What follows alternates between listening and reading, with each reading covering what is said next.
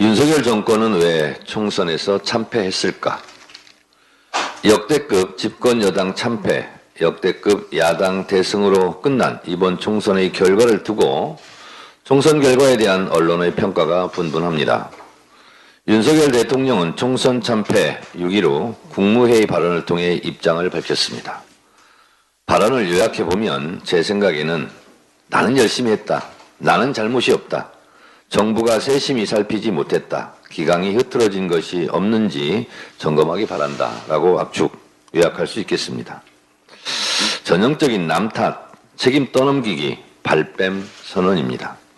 아직도 정신 차리지 못했습니다. 이런 인식이니 윤석열 대통령의 발언에는 자신에 대한 사과와 반성, 비전과 협치의 핵심 내용이 빠져 있습니다. 무식하고 무성의한 네 가지가 빠진 사무선언이었습니다. 이러니까 참패한 것입니다. 집권 시기 총선에서 패배한 이후 과거 대통령의 발언을 잠시 살펴보면 2000년 4월 제16대 총선 패배 후 김대중 대통령은 총선 민의는 여야가 협력해 나라의 정치를 안정시키라는 지엄한 명령을 내린 것이라며 한나라당 이회창 총재와의 영수회담을 제의했고 2016년 4월 20대 총선에서 패배한 후 박근혜 대통령은 민의를 겸허히 받들어 국정의 최우선순위를 민생에 두겠다. 정부도 새롭게 출범하는 국회와 긴밀하게 협력해 나갈 것이다 라고 몸을 낮췄습니다. 윤석열 대통령은 어느 별에서 온 외계인입니까? 참혹한 총선 참패에도 그 흔한 대국민 사과도 그 흔한 야당과의 협치란 형식적인 단어조차 사용하지 못하는 딴 나라 사람입니까? 총선 참패 후 쏟아낸 발언이라고는 믿기 어려운, 해석하기 어려운 국적 불명의 해독 불가 외국어 같습니다. 첫 마디가 국정의 최우선은 첫째도 민생, 둘째도 민생, 셋째도 민생이라는 대목에서 그저 헛웃음도 나오지 않습니다.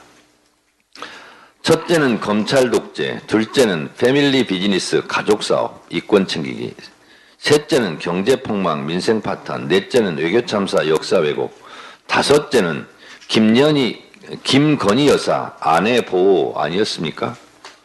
윤석열 대통령은 정권을 잡은 것입니까? 이권을 잡은 것입니까?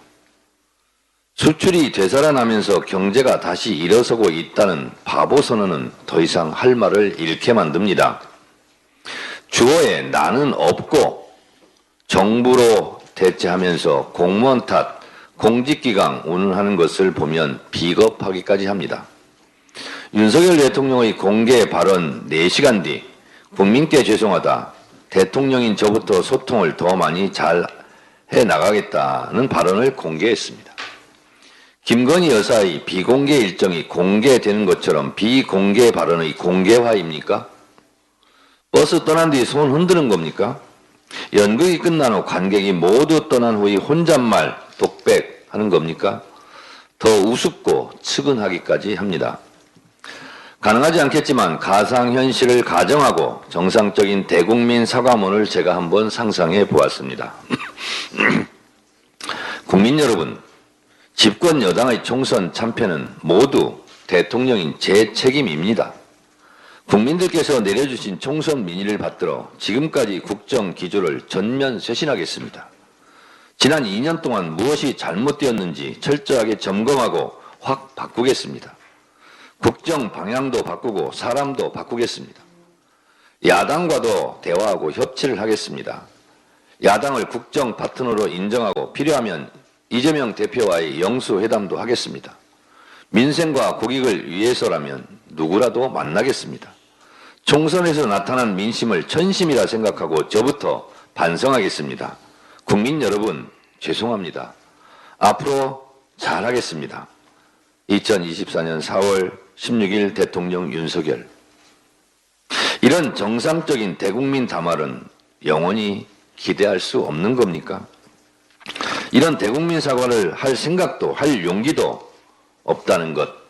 그것이 이번 총선 참패의 근본 원인이 아닐까라고 저는 생각합니다.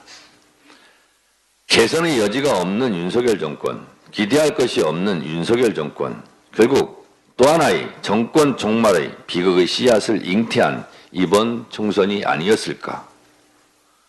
저는 집권여당의 총선 패배의 원인과 결과를 그렇게 분석했습니다. 굿바이 윤석열 정권.